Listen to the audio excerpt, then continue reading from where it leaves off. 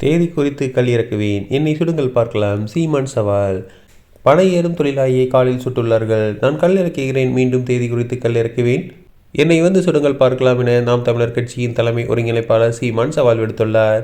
தென்காசி மாவட்டம் ஆலங்குளம் தொகுதியில் போட்டியிடும் நாம் தமிழர் கட்சி வேட்பாளர் பால்ராஜை ஆதரித்து அக்கட்சியின் தலைமை ஒருங்கிணைப்பாளர் சீமான் ஆலங்குளத்தில் இன்று பிரச்சாரம் செய்தார்.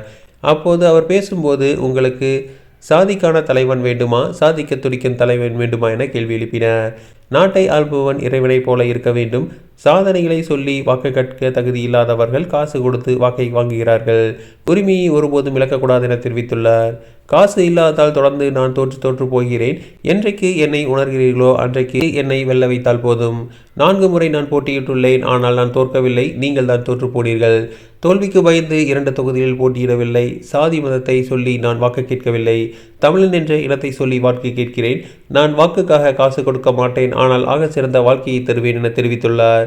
அதிமுக ஆட்சியில் தந்தை மகனை அடித்துக் கொன்றார்கள். இப்போது பனை ஏறும் தொழிலாளியை காலையில் சுட்டுள்ளார்கள். நான் கல் இறக்குகிறேன், மீண்டும் தேதி குறித்து கல் இறக்குகிறேன், என்னை வந்து சுடுங்கள் பார்க்கலாம். நான் வென்று வருவேன். துப்பாக்கியால் சுட்டவர்களை அந்த பனையில் கட்டி வைத்து பச்சை மட்டையால் அடிப்பேன் என தெரிவித்துள்ளார்.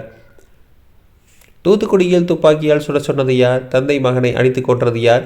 பனை தொழிலாளியை சுட சொன்னது யார்? இவர்களுக்கு மானங்கெட்டு ஓட்டு போடப் போகிறீர்களா என கேள்வி எழுப்பியுள்ளார். கள்ளச்சாராயம் காட்சியவனை சுடாதவர்கள் பதநீர் இருக்கவனை சுடுகிறார்கள் என்றால் நோக்கம் என்ன? துப்பாக்கியால் சுட்டவனை டிஸ்மிஸ் செய்யாத இந்த ஆட்சியை டிஸ்மிஸ் செய்வோம் என தெரிவித்துள்ளார். கள்ளச்சாராயம் குடித்து இருந்தவர்களுக்கும் நடிகனை பார்க்க சென்று நெரிசல் சிக்கி இறந்தவர்களுக்கும் 10 லட்சம் ரூபாய் கொடுத்தார்கள். 2 கால்களும் சுடப்பட்டவர்களின் குடும்பத்திற்கு என்ன கொடுத்தார்கள்? அவரது குடும்பத்திற்கு நிவாரணம் கொடுக்க வேண்டும். மக்களிடம் கையேந்துவது அந்த குடும்பத்தை காப்பாற்றுவேன். நான் வென்று வருவேன். நான் டாஸ்மாகை மூடுவேன். தென்னை ஈச்சமரக்கல் இறக்குவதை திறந்து விடுவேன் என தெரிவித்துள்ளார். தேர்தலில் உங்கள் தீர்ப்பை மாற்றி எழுதுங்கள். இதுதான் உங்களுக்கு இருக்கும் கடைசி வாய்ப்பு. யார் நல்லாட்சி கொடுத்தது, யார் நல்லாட்சி கொடுக்க போகிறார் என 2 பேருக்கு தான் போட்டி. காமராஜர் நல்லாட்சி கொடுத்தார். அவரை விட சிறந்த ஆட்சியை நான் கொடுப்பேன். எனக்கு ஓட்டு போடுங்கள், போடாமல் போங்கள். ஆனால் காங்கிரஸ், பாஜக, திமுக, அதிமுகவுக்கு ஓட்டு போடாதீர்கள் என தெரிவித்துள்ளார். தியேட்டரில் விசிலடித்து தெருவிலும் விசிலடித்து திரியாதீர்கள். ரோட் ஷோ பார்த்து மயங்காதீர்கள். இதுவரை என்னோடு நீ நிற்கவில்லை, இனியாவது என்னோடு நில்லுங்கள் என கூறியுள்ளார்.